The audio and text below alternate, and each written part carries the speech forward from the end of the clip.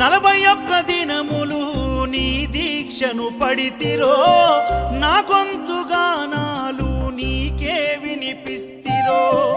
అన్ని వదిలి నేను నీ పూజను చేస్తిరో, నన్ను నేను మరచి నీ సేవలో ఉంటిరో.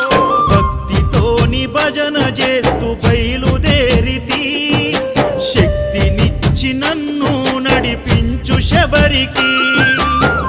నేను అలసిపోతిని నిన్ను చూడలేనని, నీ భక్తుడైనా నే బాటసారిని. క్షణముండలేను తండ్రి నేను తల్లడిల్లిపోతి, ఈ పాదయాత్రలో నీ దరి కాననైతిని. ఎంత దూరం